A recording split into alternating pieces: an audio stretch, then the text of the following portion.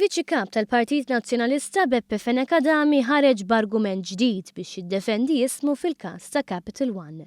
Investigazzjoni ta' ħasil ta' flus li bdiet mill-Pulizija Olandiża u li matula tfaċċa ismu. Il-flus li allegatament kienu maħsula għaddew mill-Bank of Valletta fuq istruzzjonijiet ta' Baltimore Fiduciary li tagħha Beppe Fenech Adami kien direttur. Il-Kullħadd irrapporta li Fenech Adami kien ħadem ukoll għall-Bank of Valletta. Mal-Mal-today Fenech Adami ddefenda lilu nnifsu billi qal li hu ma kienx imħallas tax-xogħol tiegħu bħala direttur. Ma kontx infurmat mill-Bank of Valletta b'xi investigazzjoni tal-Pulizija u minix ċert li Abdilla Castillo kien ma qalli xejn qal Beppe Fenech Adami mal-Mal-today dwar id-direttur ieħor. Din xi ħaġa li reġa' kkummenta dwar l-espert fil-qasam finanzjarju Paul Bonello.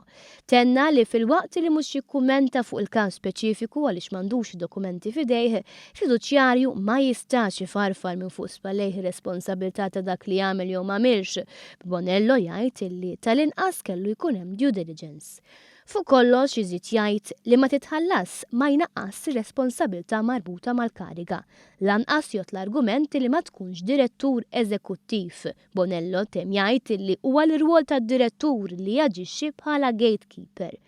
Fil-waqt li dan kollu kien irrappurtat fil-Mal-today, fl-Illum kien hemm il-kumment tal-kap tal-Oppożizzjoni li f'intervista qal li hu se joqgħod fuq il-verżjoni ta' Beppe Fenech Adami. Dan minkejja li għaddejja inkjesta maħtura mill-Prim Ministru li qed issir minn 3 ex imħalfin. Anke t-torca tirrapporta dwar il-Viċi Kap tal-Partit Nazzjonalista fejn intqal li irdoppja l-ġid personali bejn 2009 u l-2010 u l-miljuni mġemma b'modi suspettużi qed iżidu l-pressjoni fuq il-Viċi Kap tal-Partit Nazzjonalista.